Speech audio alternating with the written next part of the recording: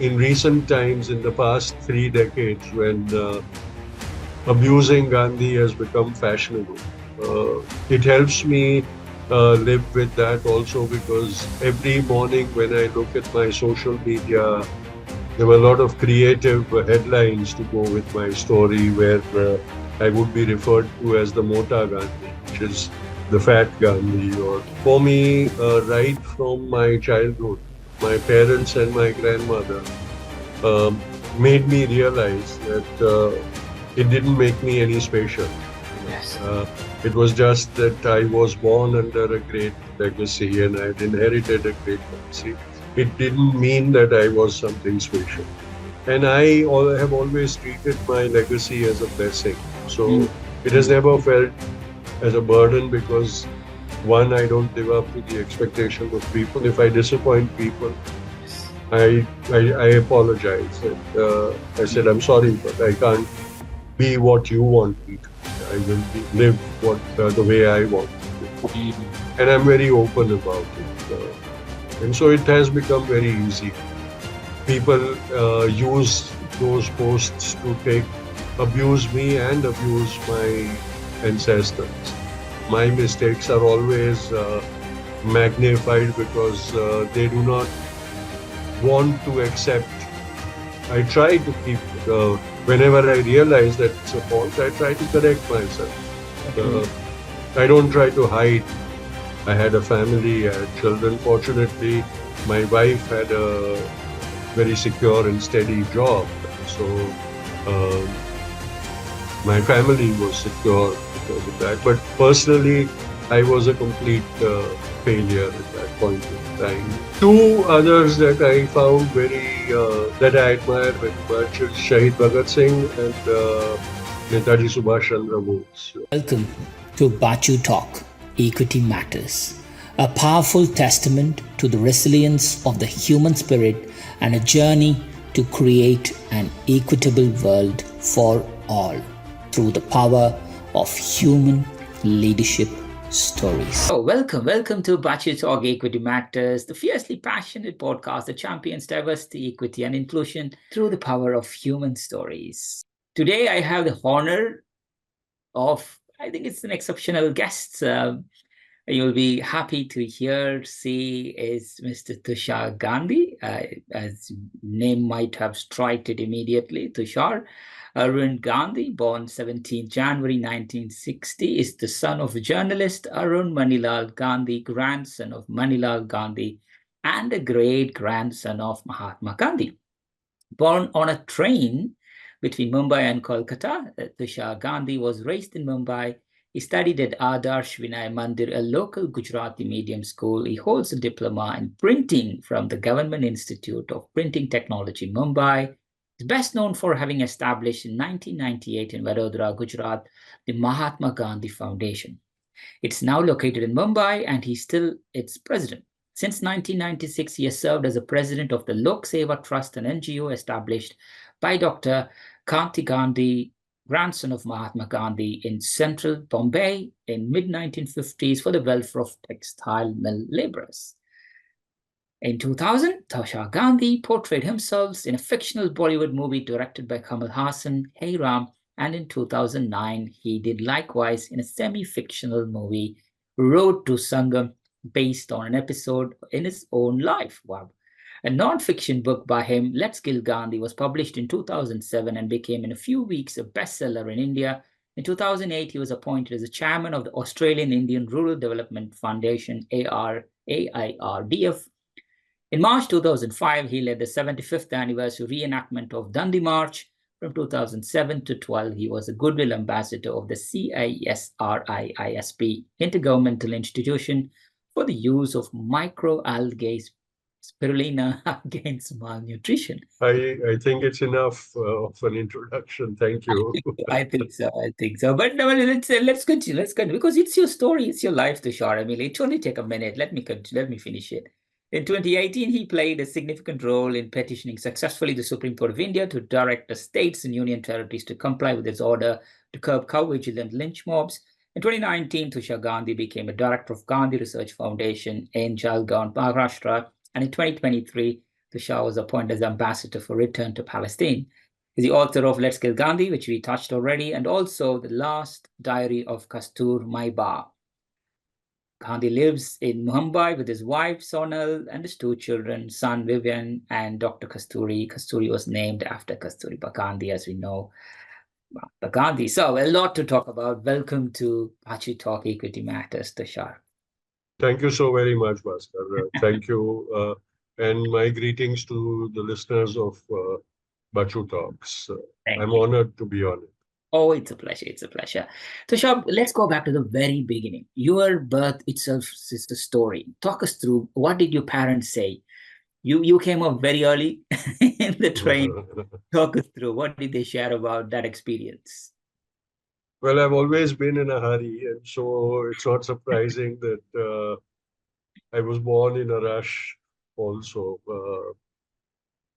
In the last month of her pregnancy, because my father's aunt, my grandmother's sister, was a gynecologist and had a nursing home in a small town in central India with Akola. She insisted that my mother should go there and she would handle the birthing. And so my parents took an overnight train, which was about an 8 to 10 hour journey from Mumbai, Mm. under the advice of a gynecologist who gave my mother an injection to retard labor. He said, women have gone to Australia after this injection safely. So Wow. you're just going to travel for 8 hours, and so there shouldn't be a problem. But so my parents boarded the train. Uh, it's around 5 in the morning. I was in a rush, as I said. And, when the train reached Shegao station, I was born in the train.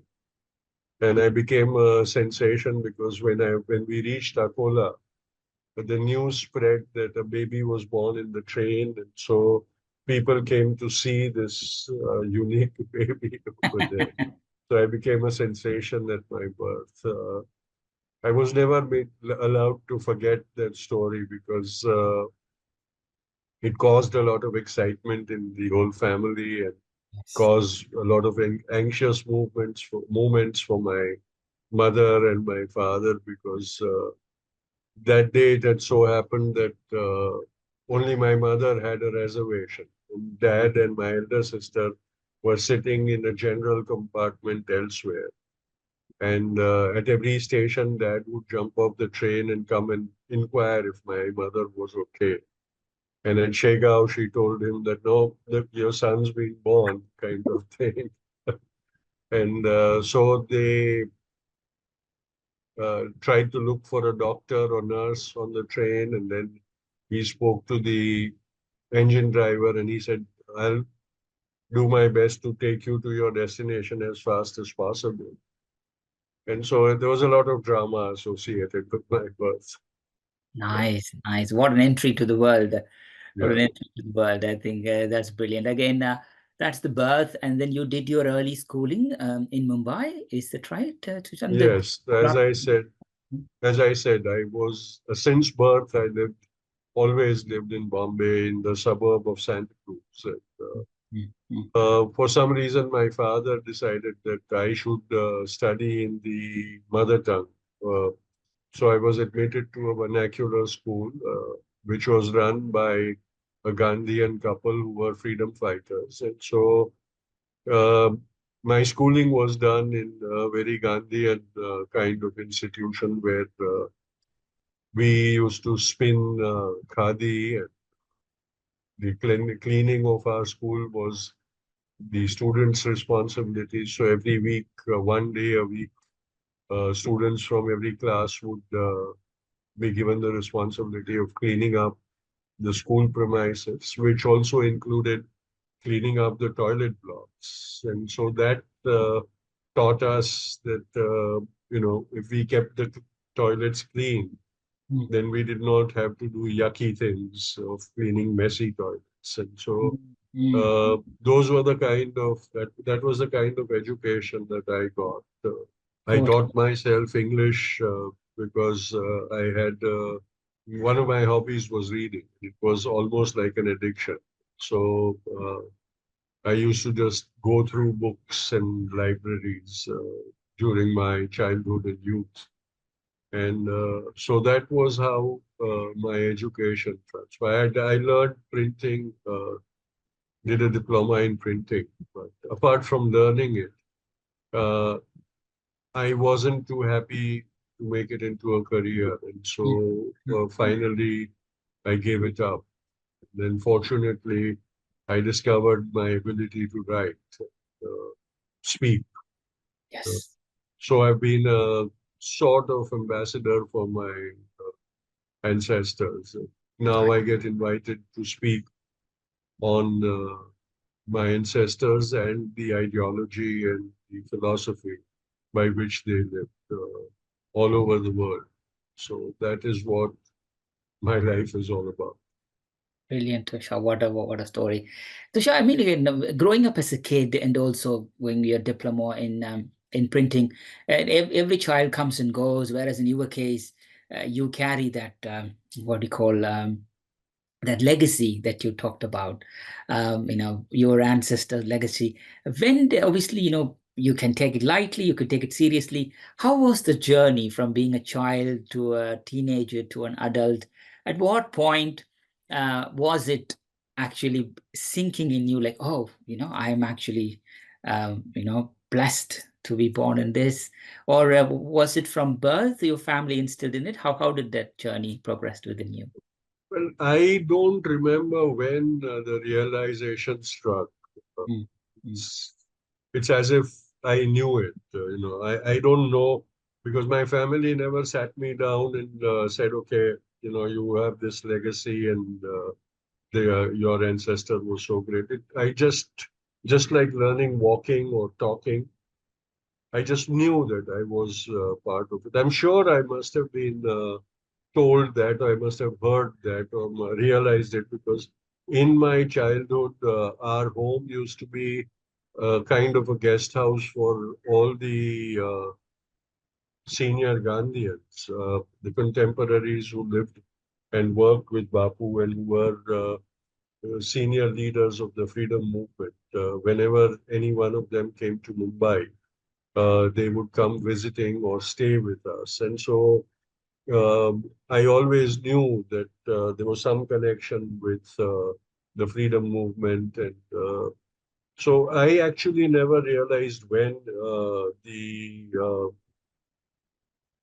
the realization happened or when I was told who I was. Mm, mm. And right from childhood, I've always been living under the spotlight. Yes. I've never been out of it because I was never introduced just as Tushar Gandhi. Mm, Whenever I was introduced, they would say Tushar Gandhi, and in the next breath, it would be the great grandson of Mahatma Gandhi. So it yes. was always a double introduction. And so when I was introduced as Tushar Gandhi, people would say, "Oh, hello, nice to meet you." And then when the rejoinder came and they were told that I was Mahatma Gandhi's great grandson, they would grab my hand again and shake it warmly and say, "Oh, hello, how honored to meet you."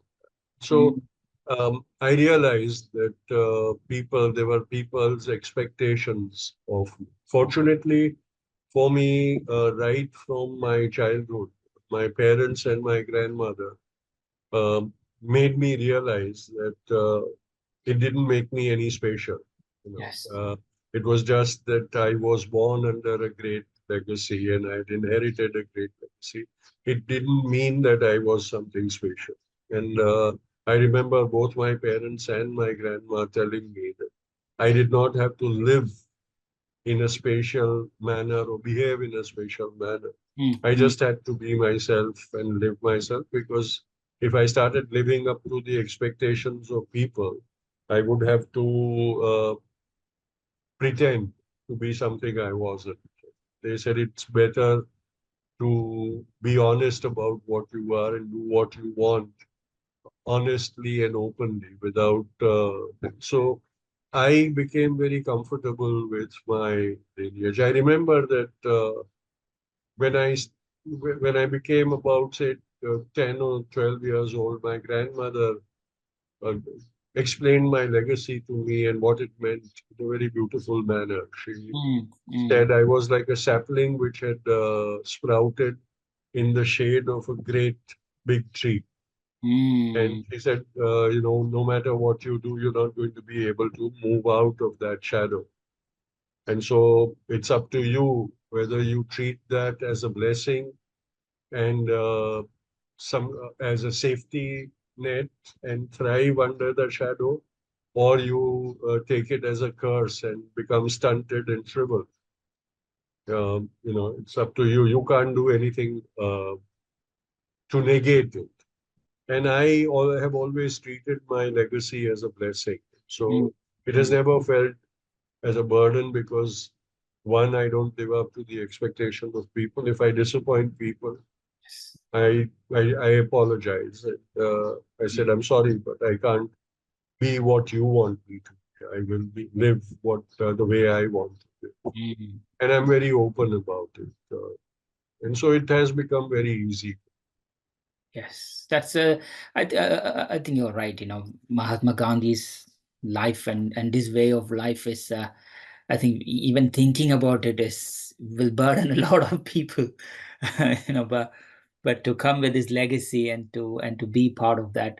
At what point did you think, okay, this is my legacy and this is my self identity. This is Tushar and that is Gandhi. And how were you able to not just be totally immersed on your legacy, but also bring your own self identity in your picture? When did you think that happened? In your adulthood, in your teenager, or after you grown up I and think in my late teens, I wanted to be like a normal, to be adult kind of thing. And I decided that I wasn't going to be bothered about what people thought of. And so the Tushar identity was completely different from, and that also got me when I became a known person. It yes. also got me a lot of spatial titles. I'm still heavy, but I used to be quite obese before. And when I was interviewed or when I appeared in news, there were a lot of creative headlines to go with my story where I would be referred to as the Mota Gandhi, which is the fat Gandhi, or because I love to wear jeans and t-shirts. When I was a student, that was what I always wore. They called me the Gandhi in jeans. Mm, And because I love food, they call me the foodie Gandhi and things like that.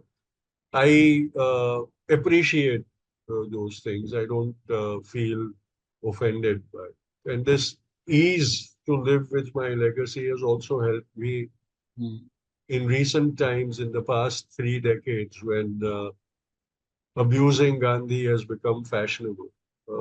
It helps me live with that also because every morning when I look at my social media uh, uh, handles, I see whatever, whether I comment as Tushar Gandhi or I comment as the great grandson of Gandhi or whatever I do.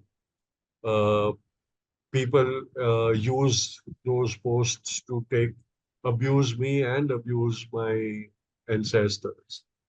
And it could be very disturbing. There was a phase in my life before social media when Bapu was politically wrongly portrayed or when he was insulted politically. I used to feel very disturbed and very agitated by it.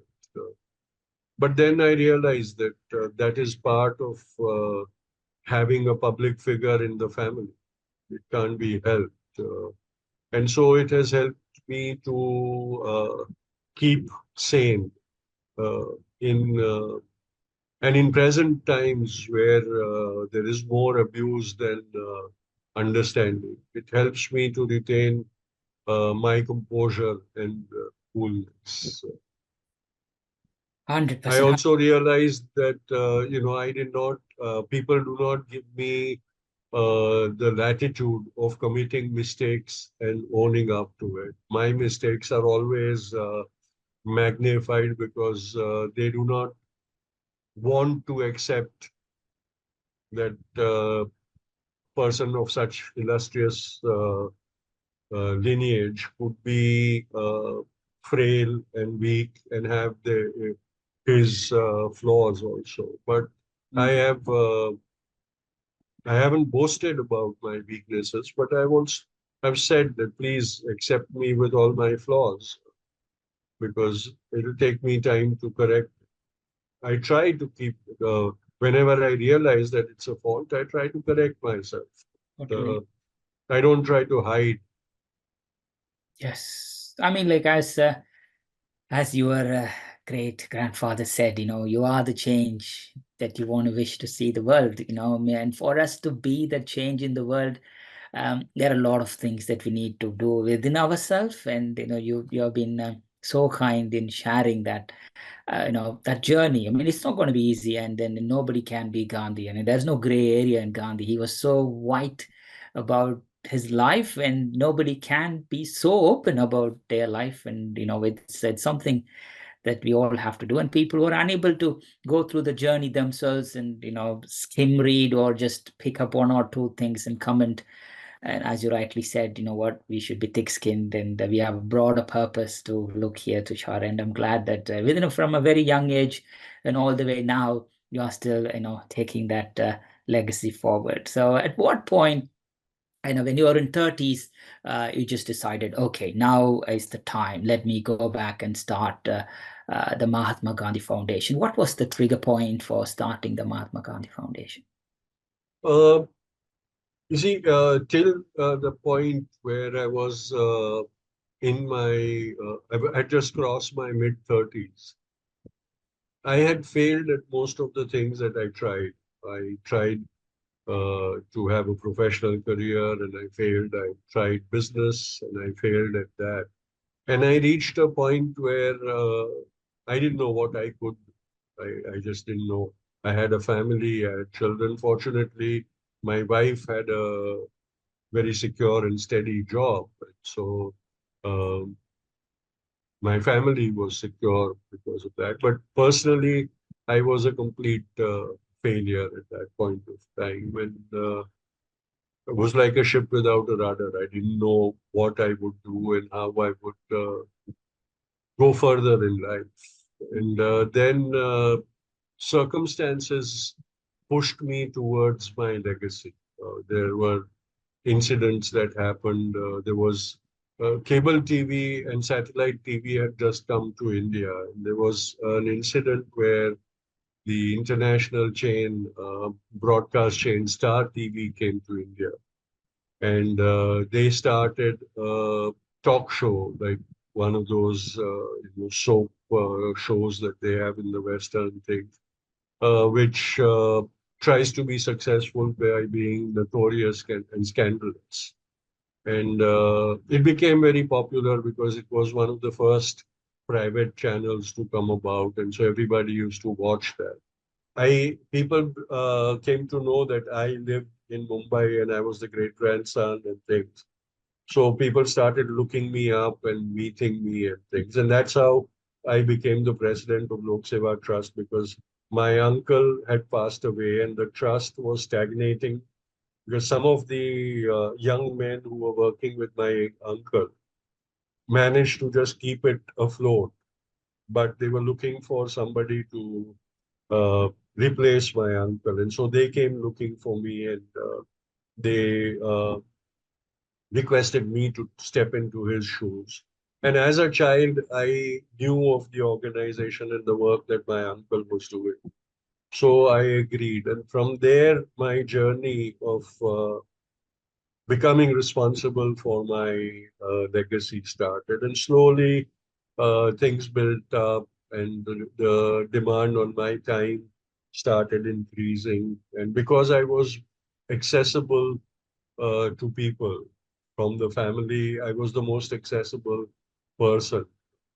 People started inviting me and coming to me, and soon it so felt as if I was the only descendant, which wasn't true. There were lots of my uncles and cousins and my parents all over the world, but I was the most visible of the lot, and so the spotlight shone much more on me. Mm.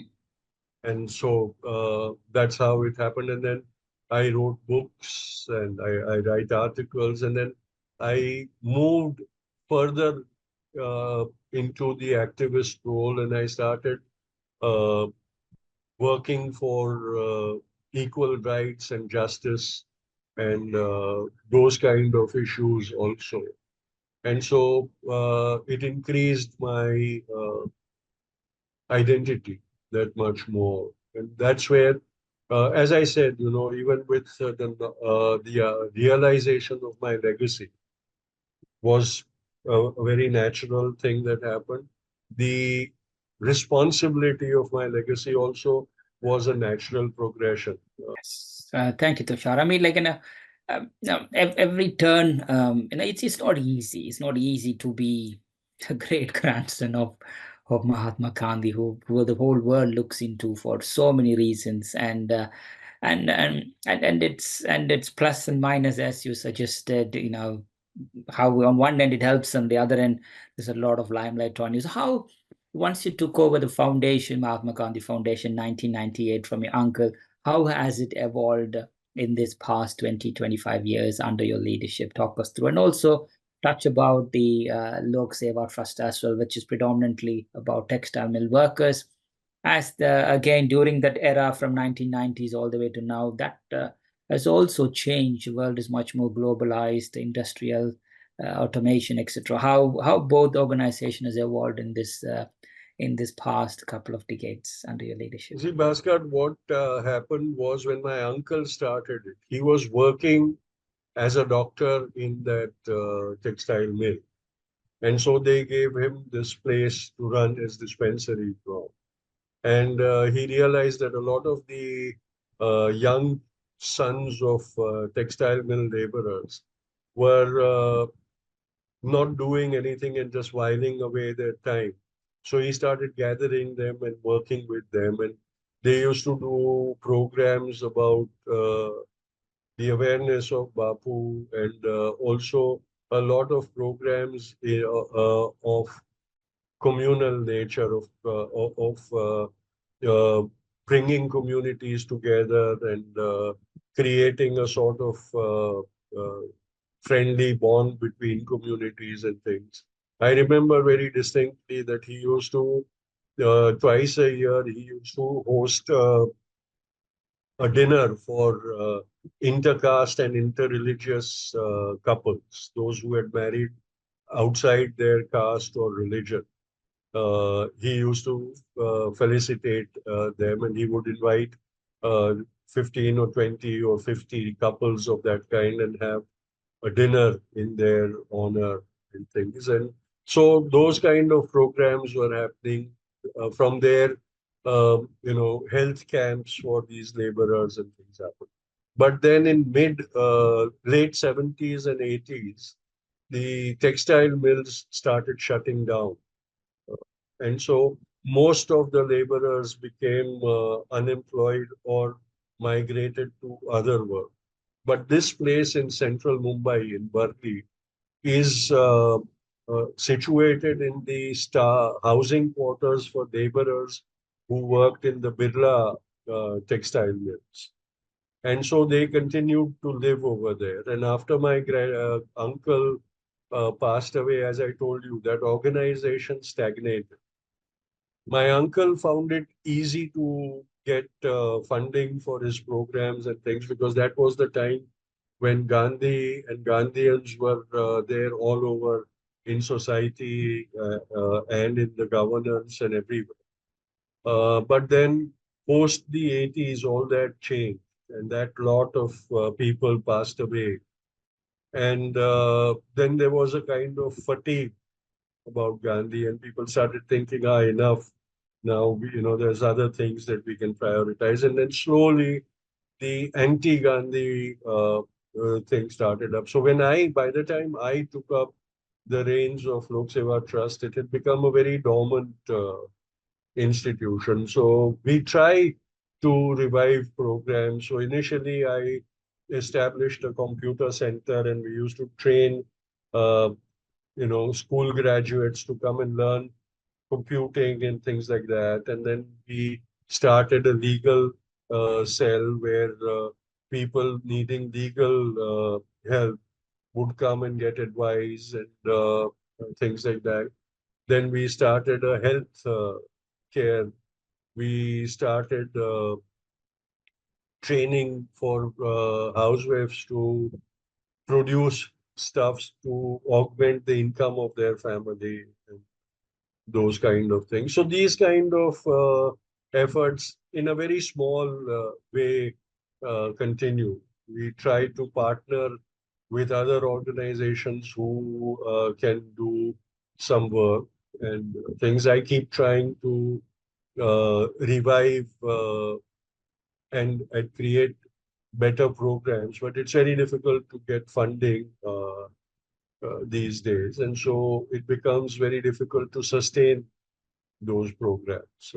But we are trying, we are not giving up, and we keep trying in our own small way of doing programs over there. Programs that will benefit the community. Now that whole colony is going to be redeveloped, and so very soon we will be there'll be a small group where the descendants of the laborers will be housed, and then there'll be a swanky kind of high-rise towers where the ultra-rich will move in. And so we will have to think our strategy, because then it'll be like the lower middle class living right next to the rich upper middle class. And so we'll have to find a balance between the two communities and things. So our work is cut out. Mahatma Gandhi Foundation was started because I wanted to create an electronic archive. India has a very poor record of archiving and conservation. And so a lot of the work of Bapu was disintegrating because of neglect. And when the information technology and computing became widespread, the digital technology became an alternative to preserve, at least in the electronic uh, avatar, all the original works of Bapu. So I started the Mahatma Gandhi Foundation, and the first project that we did was to create a digital archive of on my great grandfather, and we made it available through a website called www.mahatma.org.in. And for almost a decade, that was the premier website for all material on Gandhi. People from all over the world used to visit our website for references and things. Then, of course, the technology raced away from us, and we could not keep up with that technology. So the website and the project crashed. But most of the Gandhi websites today have taken material because we believed in open source. So we did not protect our data. We told everybody that they could take whatever they want and use it in whatever way they wanted.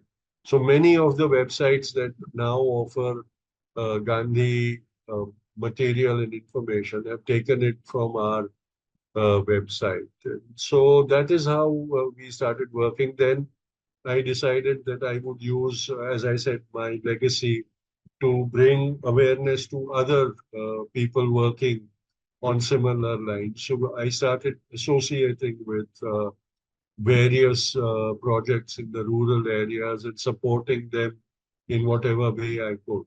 And so nowadays, the foundation mostly does that work of partnering with organizations that are working amongst the rural poor and helping them achieve their objectives that they espouse.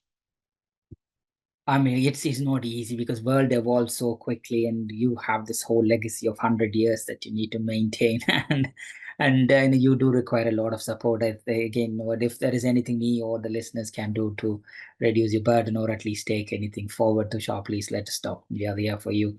Um, Um, Bhaskar, what I believe is that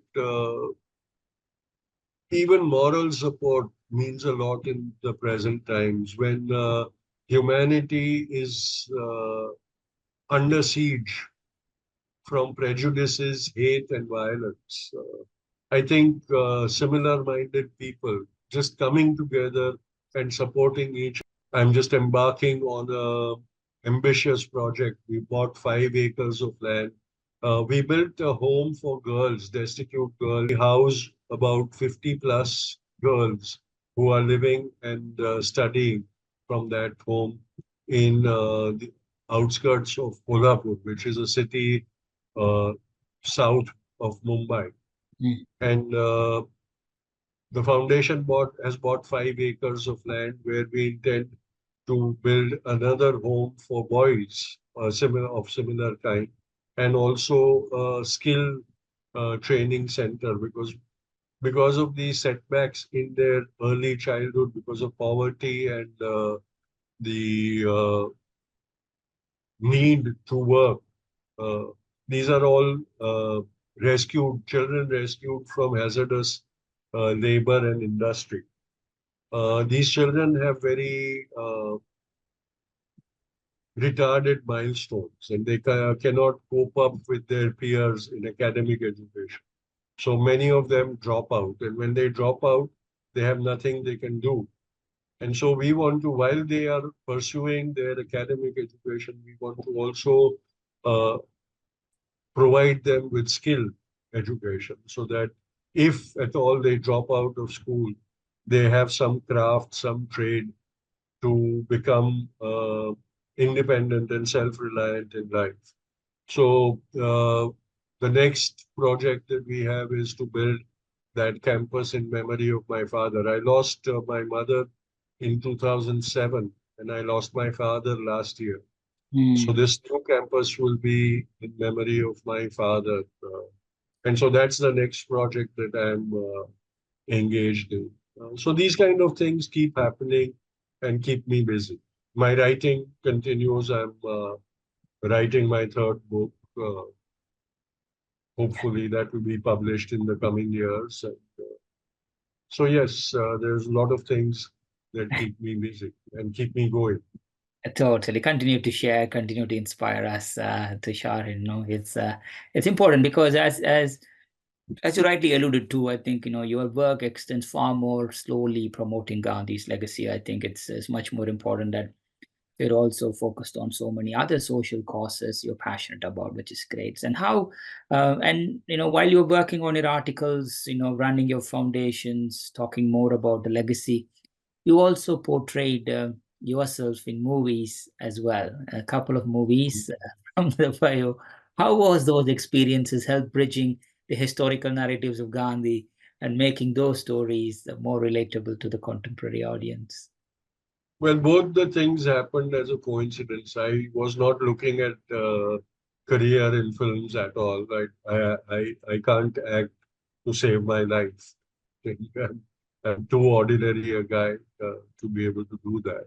But while I was running that website, uh, we started noticing that we kept getting a lot of inquiries from Raj Kamal Films, which was Kamal Hassan's production uh, house, about details about my great grandfather's murder. And so I started wondering because it was in that time that dramas about glorifying the killer and things had started appearing on stage and things. And I was worried. I said, "Oh my God, is Kamal Hassan also going to make something like that?" And I thought maybe he's thinking of portraying the murderer. And I said, "Oh my God, if he portrays the murderer, then a lot of his glamour is going to rub off on the character." and gain sympathy for that. And so, but I didn't know what to do about it. And then one fine day, I got a phone call from his office, and they said, Kamalji would like to meet you. I said, that would be an honor because I was his fan. I used to enjoy his movies. And so I said, that would be lovely. And so they set up a meeting for me while he was staying in a hotel in Mumbai. And I went to meet him. Now, as I told you in the beginning, at that time, I used to always be dressed in jeans and t-shirts. And I was expecting that he was going to tell me that I'm going to make a film on Gandhi's murder and I'm going to play the murderer kind of thing.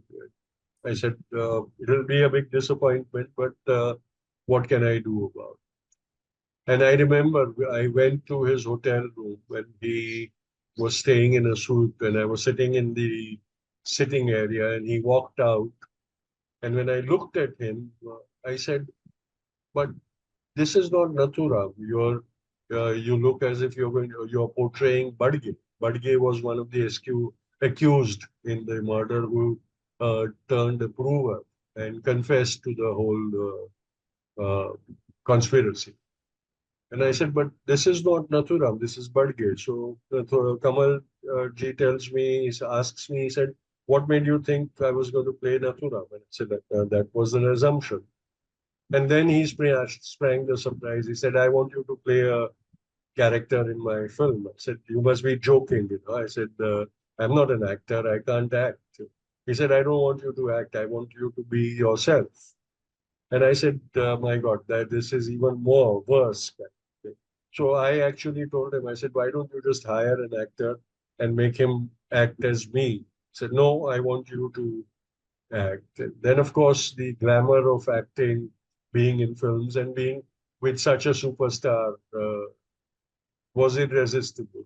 So I agreed to do that. And unfortunately, what I found out was that as an actor, filmmaking is such a difficult task and it's so torturous. All the glamour was stripped off. At the end of the shoot, I went up to Kamalji and I said, why did you have to do this? Now, I will never be able to enjoy the films like I used to because every time I see the film and get, glamour struck by the actors, I will remember how hard they have to toil and in such harsh conditions they have to work, and all the glamour of films is gone. So that Hiram happened that way. And then a few years later, Amit Rai came to me and he narrated the story of this film. And I was very fascinated because he had very expertly woven in two true stories and created a whole fiction around it. Uh, I had found the urn containing ashes of my great grandfather left in a bank vault in Orissa. And I had uh, got them out and immersed them in 1997 in the Triveni Sangam. Both my film shooting stints were quite an adventure. Got it. Got it. I mean, like, I think if I'm offered one more film where I play myself, I might just qualify to be in the Guinness Book of Records as the only person who has portrayed himself in films most times. So maybe yes. that will happen one fine day. Oh, definitely. We wish definitely that's going to happen. So, during this point between 2000 and 2010, you wrote the book "Let's Kill Gandhi." What was the intent behind that book, Tushar? Let's Kill Gandhi happened because of the anger that I felt within myself. Because, as I said, from the 80s onwards, the campaign of misinformation and the campaign to malign Gandhi and justify his murder Mm. started growing louder and louder. And the result was that two generations of Indians grew up believing the lies to be true and eulogizing the murderer and hating Bapu. And that manifestation of that anger and hate used to fill me with a lot of grief and anger.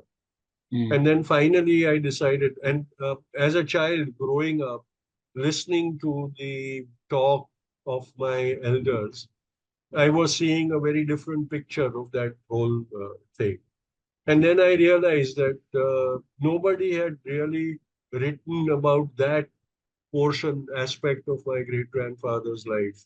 Everybody wrote big biographies of my great grandfather. And when you read those biographies, you see that the end, his murder, is dealt with in just one page or two pages of that book. Uh, and if you read that, if you saw the films, it felt as if, Nathuram just walked up and got lucky and found himself in front of Bapu and pulled out a gun and killed. And it wasn't that simple. There was a deep rooted conspiracy. And so I started researching about it and I started finding out the details behind it. It took me almost 5 years of research, 5 years of research and writing. But finally, I wrote about that. And what was generally written about in 2 pages, I wrote a 900-page book. My original manuscript was almost 2,000 pages. Wow. My editors edited down to about 900 pages. But today, my book is considered to be the encyclopedia of information on the last phase of my great grandfather's life and the conspiracy of his murder. So it's now 15 years since it was first published. It continues to sell, and there've been many reprints, and a whole new edition was brought out in 2021, just around the lockdown, when the lockdown was coming to an end. A whole new edition was brought out. It has done very well in Marathi. Um, it did well in Hindi in a limited sense. It's still incomplete. The Hindi publisher hasn't published the last two volumes as yet. But soon it might be available in Gujarati and Malayalam too. So I'm very proud of that book because people still continue to be very interested in that book of mine.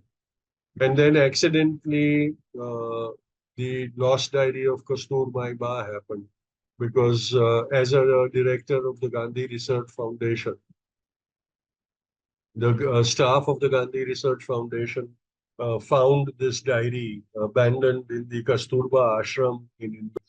But they showed me the pages and they said, you read it and decide for yourself. And I remember I read those pages. There's just about 60 pages of a small pocket-sized diary. It's the account of 9 months of her life, and that too in not very great details. It's just about 5, 6 sentences of each day, kind of thing. But for the first time in my life, I felt as if I was sitting next to Ba, and she was speaking to me because as I read it, I realized that she had written it in the colloquial, the language that she spoke, not the language of a literate person, but the language of a person whose knowledge of that language was just the spoken language. And it just fascinated me. I remember I was reading it on the computer, and there were tears streaming down my uh, uh, cheeks because I felt how unjust we had all been to Ba, how dismissive we had been to Ba. And so the first thought that came to my mind was, let me transcribe this book so people can read it easily. Ba had written it in Gujarati. So my first decision was to transcribe it and make it available in Gujarati. And then I thought, no, everybody needs to read it. So I said, let me translate it into English. And so I took up the translation in English. And then I thought it needs to be published. And I was fortunate that HarperCollins took up uh, the publishing rights of the book, and so it saw the light of day. And I'm very happy because people have acknowledged it to be a very important work uh, dealing with Ba as an individual. Because Ba, up to now, has always been only recognized as Bapu's spouse, and she has never been uh, looked at as an individual or for her on her own to her own credit. And so one of the decisions that I made was that I wasn't going to portray her as merely as Bapu's wife. I was going to portray her as an individual. And so one part of the book where I write a biographical account of hers is about her and not about the wife of Bapu. Of course, Bapu cannot be ignored in that, but he becomes the side character and Ba takes center stage, and it has been appreciated. So I'm very happy that I was able to do that because that was also an obligation to my legacy because I feel that Ba is no less significant in the legacy that I have inherited than Bapu. And so I feel that by writing that book, I was able to repay the debt in part. It was very strange, when I told my father, his first reaction was, oh no, Ba could not read or write. And I said, no, I think she wrote it. And then he came back to me and he said, look, what must have happened is Ba must have dictated it and somebody else has written about it.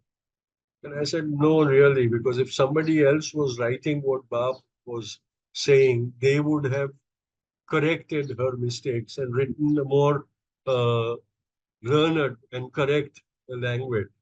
Only Ba could have written it in this language and things. And then just a week before my book was published, one of my uncles called me up and he said, Tushar, do you know that there is a group of historians who are going to come out and challenge your claim that this is Ba's diary, and they're going to prove that this is a hoax.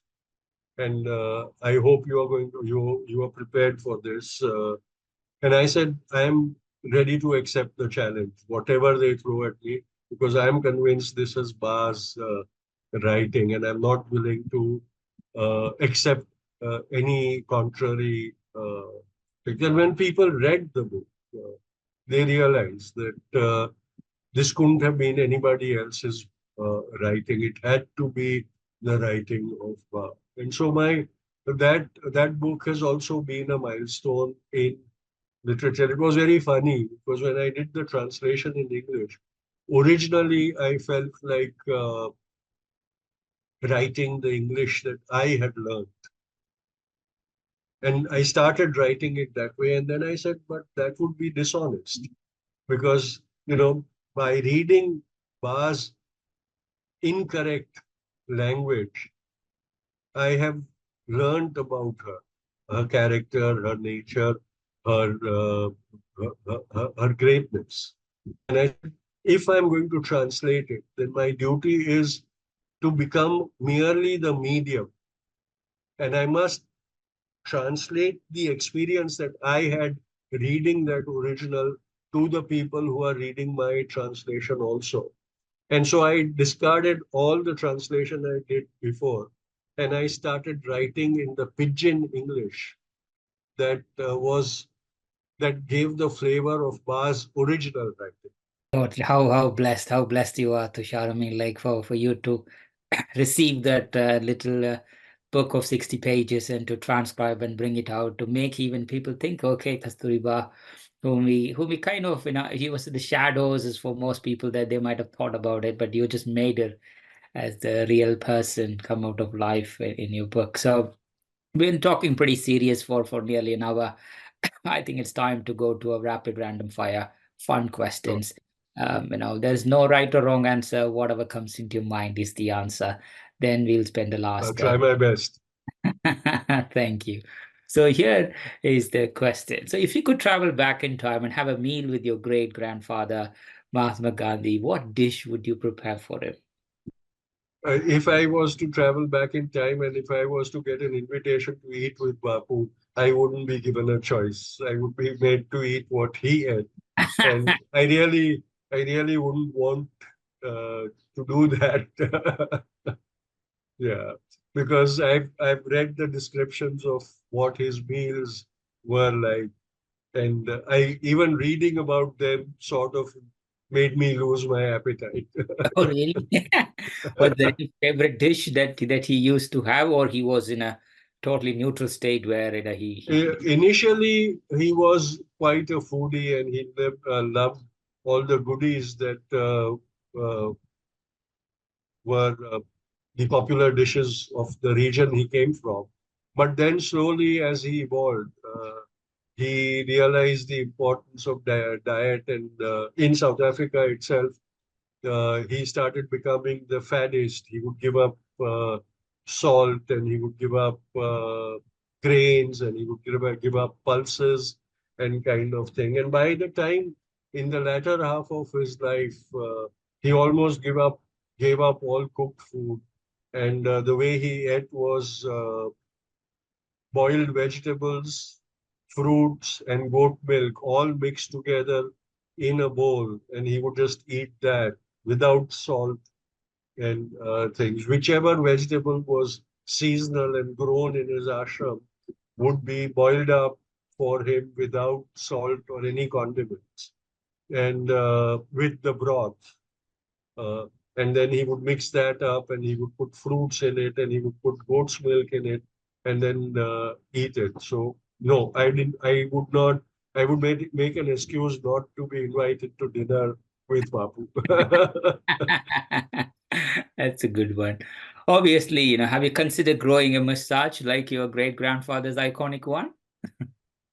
Well, because I was a lazy guy, I never wanted to shave, and that's why all my life I've had a beard and mustache. But I'm not, I wouldn't be able to have that kind of a neat beard and mustache because I don't trim my beard and mustache to keep it neat and tidy. Mm. Once in a month or once in 2 months, I'll visit the saloon and get a trim when the whole family starts threatening to boycott me because of my shaggy appearance. So I don't think I would have been able to sustain the kind of very neat.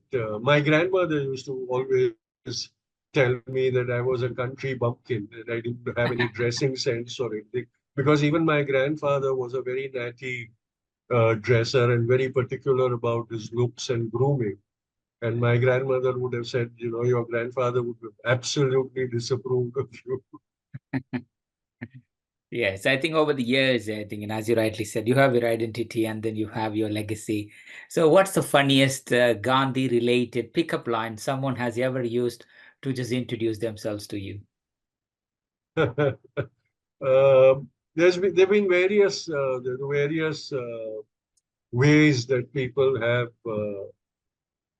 addressed me. I think my legacy has been too intimidating for people to try and pick me up in the sense that we use the term pickup line. So I have not been subjected to that much, but there have been unique approaches and things. There are a lot of embarrassments that have happened because there are a lot of people who still revere my great grandfather, and many a times I've been embarrassed because people have just sprawled at my feet, and it's very embarrassing because when old people do that. I grew up being taught that we had to bow to our elders. And when those kind of things started happening, even in my teenage, I remember the first time that I remember that kind of an incident. I was just out of school and we were on a vacation.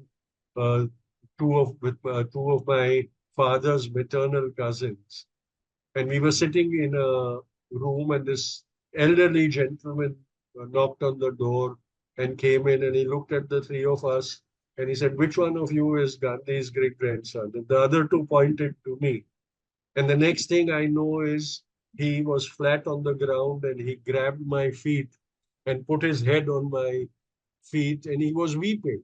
And I was so embarrassed, that such an older person was doing this kind of obedience to me. And I kept trying to withdraw and I kept trying to make him stop, and he wouldn't. And it was very embarrassing. It still is very embarrassing when strangers come and do that uh, to me. So it has been a lot of fun. It has been a lot of embarrassment. One of my books caused me a major incident when Let's Kill Gandhi came out.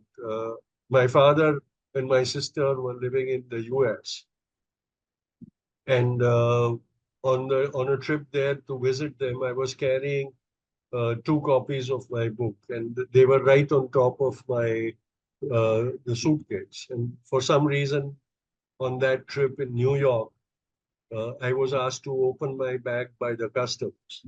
Yeah, and this huge, big African American customs officer was the one who I was sent to. And when I opened the bag, the first thing he saw was my books and the title, Let's Kill Gandhi.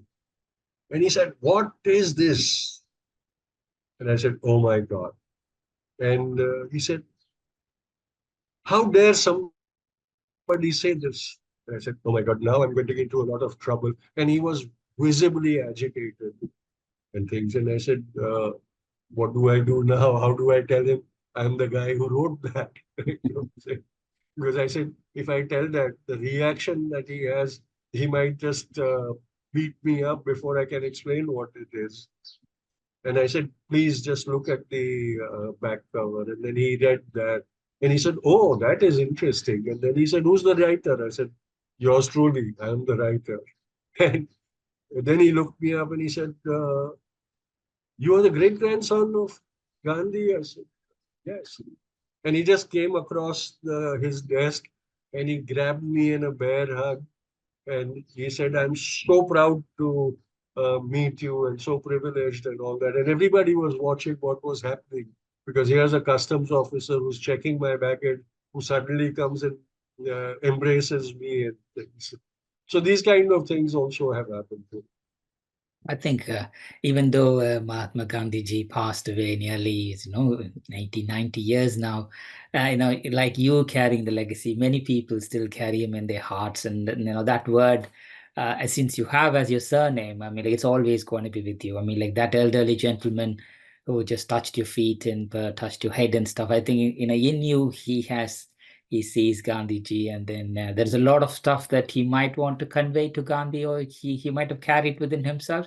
And I'm sure you gave him the opportunity to let go. And I'm sure he's a much. Just a week ago, it was very interesting. Just a week ago, I was traveling by a taxi in Mumbai. And this was a middle-aged taxi driver, very talkative. So, and I was talking to somebody on the phone, and I said my name, and I didn't say the whole name. I just said my surname, Gandhi. And after I put the phone down, he asked me. He said, "Did you say that your name was Gandhi?" I said, "Yes." He said, "Do you realize that you carry a very significant and important surname?" So I said, yes, but I decided I wasn't going to reveal who I was. So I said, yes, I realized that. He said, I hope you realize that that surname needs for you to be responsible for it. I said, yes, I know, and I try to be. And, these are the kind of responses that my name and my surname bring about from people. Totally, totally, Tushar. And that's always going to be with you. And people can only talk to you about what they are missing, right? Because if Gandhiji was alive, they would go to him, with all the stuff that's happening around them now. But they just see you and the people around you as the epitome of, imagine if Gandhi was living today, how would he have led this what's happening, so that's good. Considering this is a rapid random fun question, we will come back to all the sensitive questions at the end. So let's go continue the fun questions now. So if you had to write a parody book about your life, what title would you give to your book? If I were to write a parody book about my life, the Ah, title, uh, it's very difficult to know because to say. But I think what I would Mota Gandhi would be the one because that was the most the way I was remembered, the fat Gandhi. yes, I mean, like, Because I remember, I had a very I didn't realize that it was so insulting, but once I was invited to Japan, huh, and at this very big public function, I was put on the stage, and I was told that the other guy on stage was a very famous comedian, and for about 10 minutes, I was made to stand on that stage, and he continued to speak in Japanese, and the audience was in splits, and then. After 10 minutes of that, suddenly the lady who was my interpreter and chaperone, she just rushed onto the stage, and I could see that she was very agitated. And she just took my hand and said, "Let's go." And she dragged me off the stage. And I kept telling her, "But the program is still going on." She said, "No, you're not going to stand here anymore." And she walked off, made me walk off the stage. We got into the car, and I could see that she was fuming with anger. So I let her cool down and then I asked her, I said, what was happening? She said, that man was so rude. He continuously was insulting you about your physical size and making fun about your fatness and ridiculing you that Gandhi was a skeletal person. And look at his shameless great grandson. He's so fat and a snob and all that. And he said, how dare I'm going to make an official complaint about the whole thing. And I said, look, don't do that. I'm used to these kind of things. So I think Mota Gandhi will be my type. yes, that works for you totally. So, what's the most memorable dream that you have had? How did it influence your thoughts? Do you have a thought about, oh, that dream comes to me frequently, or it has come and which you still remember? Any dream? There are many dreams that come to my mind. I think one of the recurrent dreams that I found out that I had inherited from my grandfather's time. I don't know if it went up to my great grandfather was about uh, the morbid fear of snakes. And this dream nightmare would be that there was a cobra coiled up at my feet while I was sleeping. And if I moved, it would bite me, kind of thing. And yeah, I've had that dream for a long time. And that has also instilled a great phobia of reptiles in me till I just decided to do something about it. And I went to a snake park and actually held a snake in my hand to get out of that phobia. So, yeah, that has been a recurring dream. And then my grandmother told me that my father and my grandfather also had that phobia and that dream. Yes, I think I was reading a book about mindfulness, Tushar, and in that book, there was one of the activity, the mentally you need to imagine yourself. If your mind get oscillated, is imagine you have a cobra or a snake next to you, and when you lose your attention, when you get distracted, it kind of bites you. So you just need to hold your thought. And in Yeah, your case, I think I can only think that this kind of visual that you are getting is just to bringing you closer to your purpose.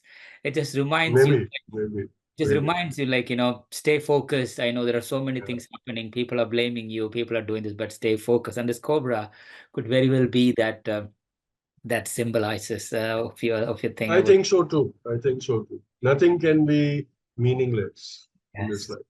Totally. Again, activism is not easy.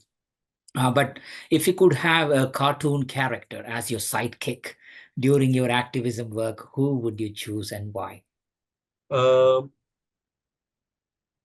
Popeye, Popeye the Sailor, yeah. Popeye the Sailor, because every day time I needed superhuman strength, I would gulp down spinach.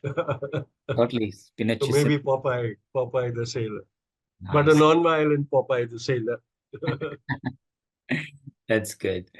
What's the most interesting or unusual place you are ever visited, and what made it so special? uh, the most unusual place that I visited was Kyrgyzstan, Mm. uh, because at that time it was right off the map. It was the first time I heard about it when I was invited to visit that place, um, in the Central Russian republics, the group of republics that had broken away from USSR and become independent. And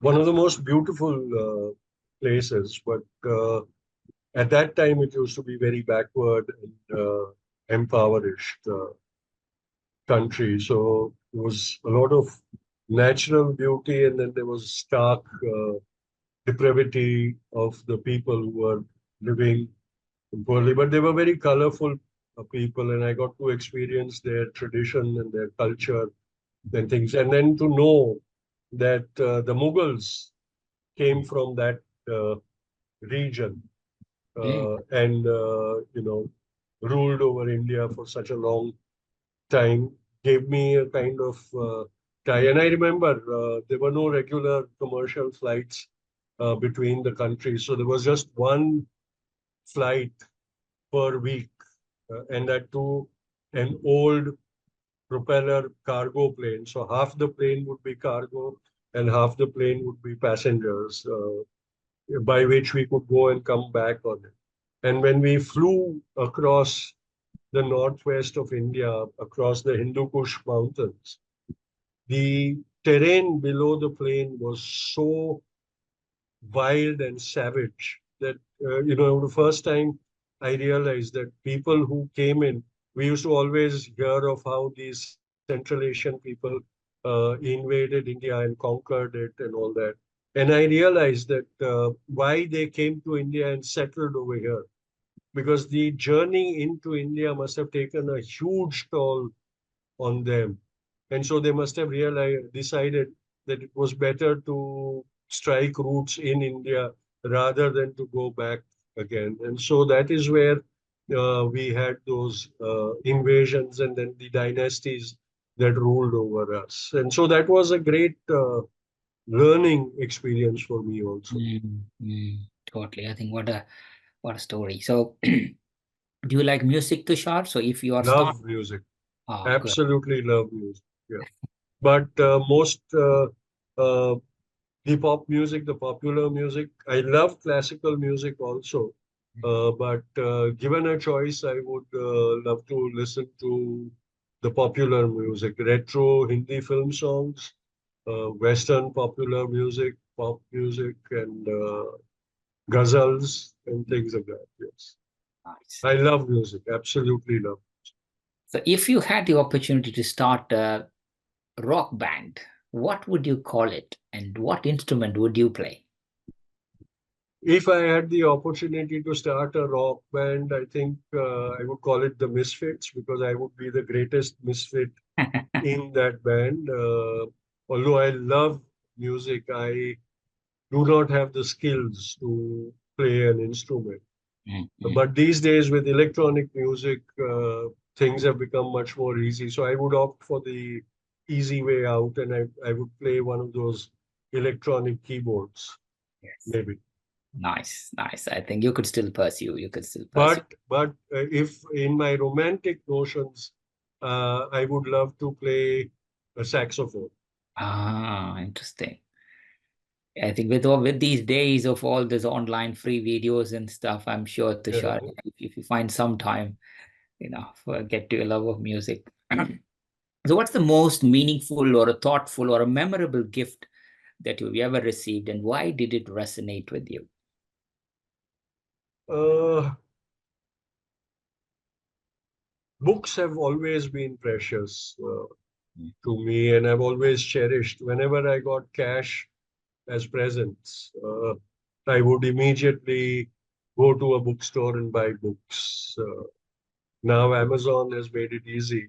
You can buy order books sitting at home. So I keep indulging in that. But if I was to think about the most unique gift that I was ever given, I would think it to be a pen. I used to always love fountain pens, and one of my first fountain pens that was gifted to me, I cherished it for a long time, and I still crave to use a fountain pen, the old type of ink and nib kind of pen. Yeah. Totally, totally. So, if you could create a time capsule to be opened in the next 200 years, what would you include and why? Myself. The most unique thing, it would cause a lot of consternation to the people who would open it and discover me inside it after centuries. No, That's I think I would like to put a lot of literature in it so that there was no misconception because as you see with archaeological excavations, m- many a times it is the interpretation of the people, and it takes a long time before a real studied knowledge of interpreting those that language or that method of communication really tells you the true picture. So mm, I think I would put books so that it would become very simple, that people would read it, hoping that the languages would survive down the centuries. nice, nice, definitely. So, what's the most interesting or surprising fact you learned recently, and how did you discover it?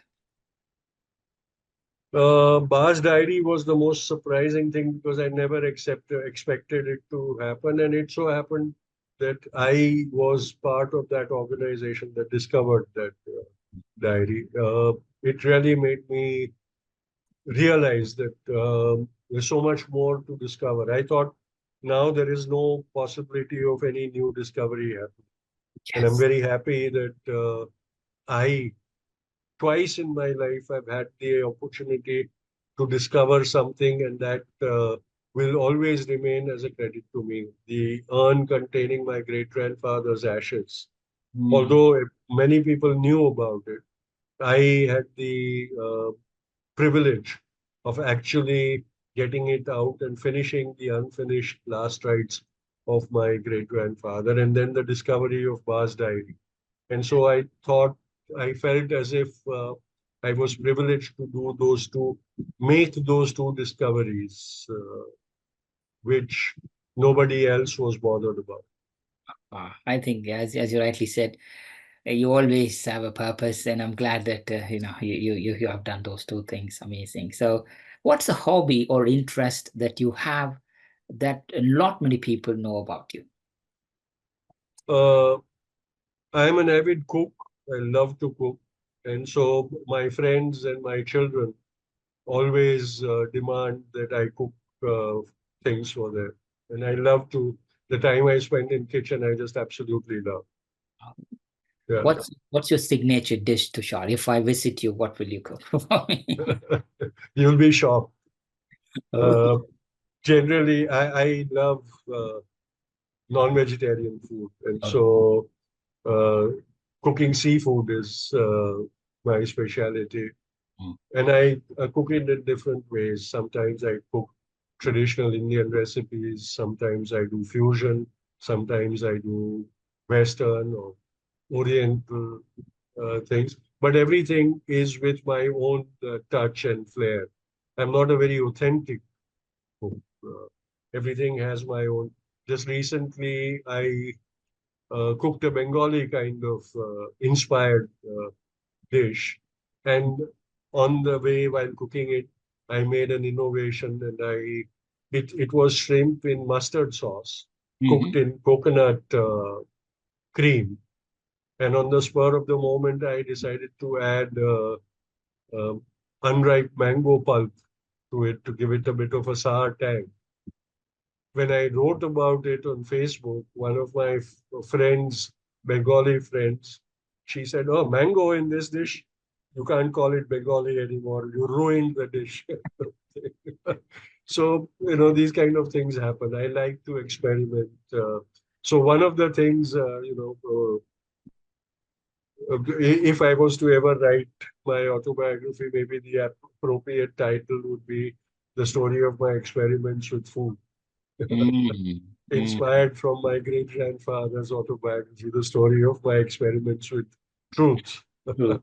Yeah, totally, totally. That makes a lot of sense. So obviously, Mahatma Gandhi ji is a massive See, influence. I can be very scandalous also. Every time I tell people that I love non-vegetarian food, people get shocked. How can you? That's the first reaction I get. I think there is your identity as well, Tushar, and then you have the legacy of Yeah, Gandhi. yeah. Then you have to be you, and you take the positive impact from your great legacy. So obviously, Gandhiji has been a massive influence, but were there any other individuals who shaped your thought process or whom you considered as the influential people in your life? Two others that I found that I admire very much is Shahid Bhagat Singh and Netaji Subhash Chandra Bose. Mm, mm, mm. Why? Uh, it's just the heroism of what they did and their determination to do what they believed in without bothering about the repercussions. Bhagat Singh, because he showed the ultimate bravery of sacrificing his own life for what he believed in. And Netaji Subhash Chandra Bose for his single-minded dedication, where because the objective was Indian freedom, he didn't even mind siding with forces like the Nazis and the Japanese. It takes a lot of courage to do that when you know that will open you up to criticism, and yet to do it, it needs a lot of determination and resolve, and Mm, that is what I admire of him.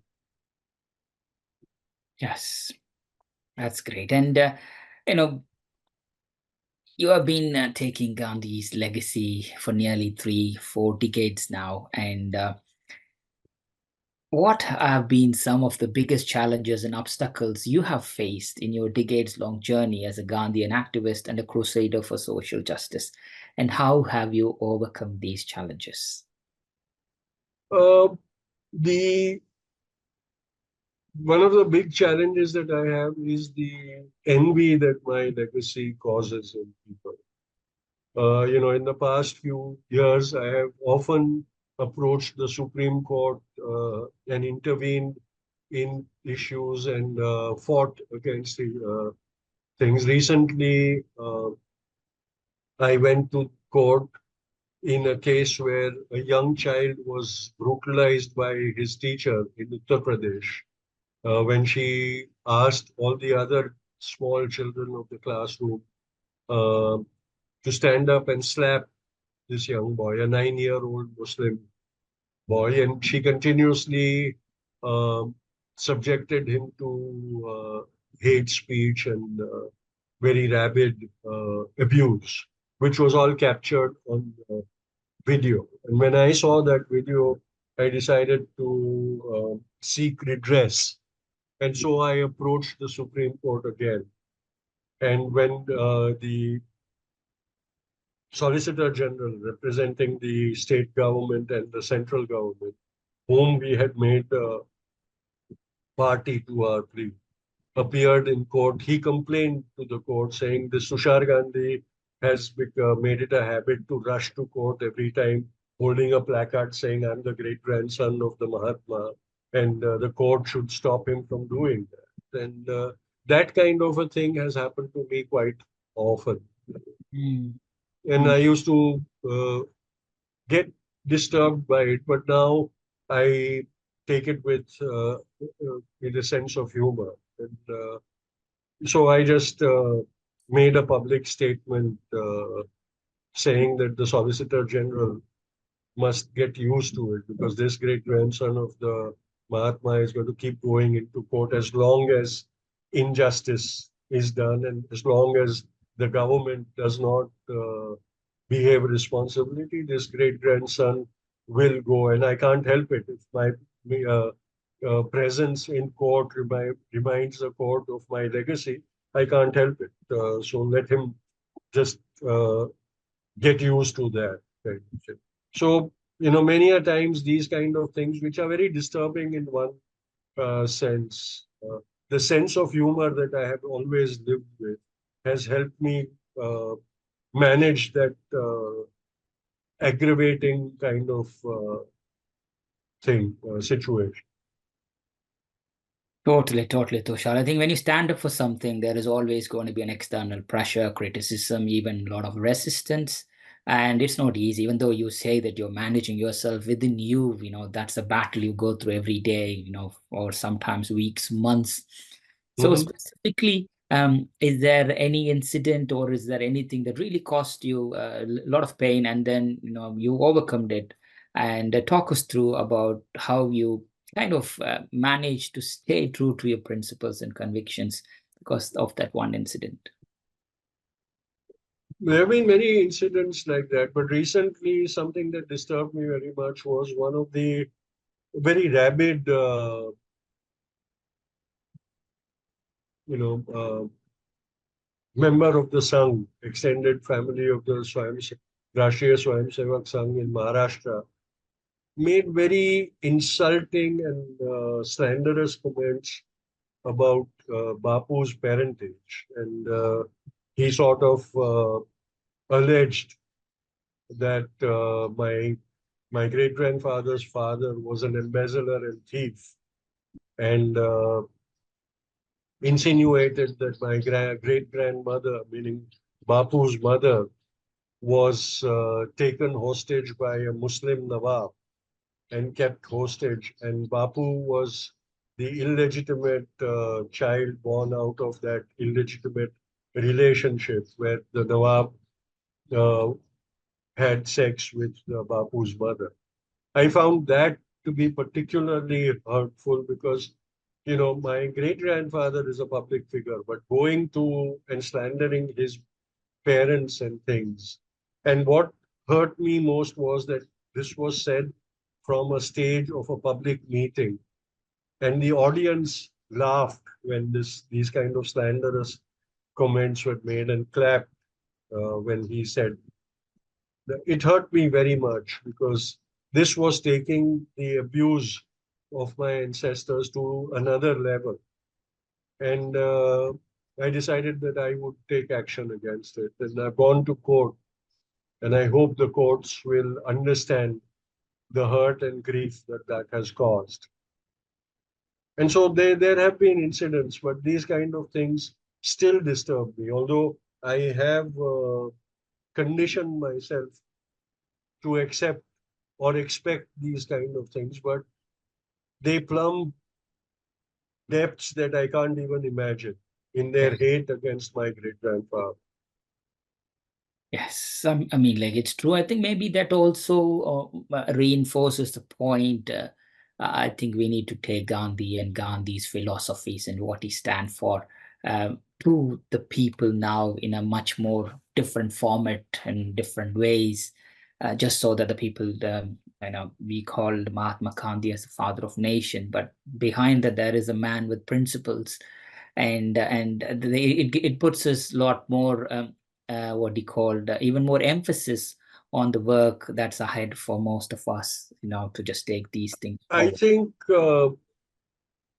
Bhaskar, what I have decided now is that the ideology and philosophy of my great grandfather is much more important than his personality or the persona. And so I try to talk about Mohandas Gandhi more than Mahatma Gandhi.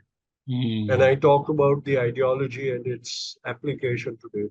And today, where we see the preponderance of hate and prejudice all over the world amongst people, I think the most important lesson that my great grandfather taught humanity was to accept and respect differences. You know, the thing is, all our prejudices, all our hatred births from the fact that we do not accept the other person's right to be different. mm, mm. We don't attempt to understand that. And we just decide that if somebody is different, then they are wrong and start judging from there. And so today, what I try to do is make people understand that no people can be the same. We're all going to be different in subtle ways or in startling ways. And the only way forward is if we are to accept the right of the other person to be different and then respect it. And that can only happen if we understand the need for that person to be different. Totally, totally. I think what a valid point. And that just shows the maturity, and it just tells us, hey, you know what, we all will be having different thoughts, but it's important to understand the perspectives of why that's different, and then come out with your own judgment of what's right, what's wrong. And even quoting Gandhiji's own words, humanity is an ocean, and if a few drops of oceans are dirty, the ocean does not become dirty. I mean, Absolutely. Absolutely. it's that's where, but I mean, like the younger generation are incredibly passionate about creating an equitable world, Tushar. So, what advice do you have for them based on your experience? Well, if I were to at all give advice, and I don't consider myself worthy of advising anyone because I still feel that I am a student in the school of life and I have to learn a lot. But if at all my experiences qualify me to give advice, I would say just be true to yourself. Do not try to be something that you aren't, uh, because that is where the dishonesty comes in. And dishonesty is very easy to identify. You know, when you put up a false image of oneself, one fine day you're going to get caught. It's better to be flawed but be honest than to be flawed and spend the rest of your life trying to hide or camouflage that flaw. So I think I would say honesty and being true to oneself and one's belief is the most important thing. Uh, Character of a person who wants to make a difference, be the change. Totally, totally. Very, very powerful, Tushar. Thank you for sharing. As we close the episode, where is Tushar heading next? What are some of the key challenges, opportunities, or what are you looking to work in the immediate future? There are lots of things to be done in my country itself where the disparities are growing so alarmingly, where hate is becoming so prevalent. Uh, my work is cut out. I think if I spend the rest of life only working in my own country, trying to save it from itself, uh, the plunge that it is taking into the abyss of self-destruction. If I can slow that plunge, I think I'll have my work cut out because I am not ready to give up on my country. I'm not ready to give up on the nation that my great grandfather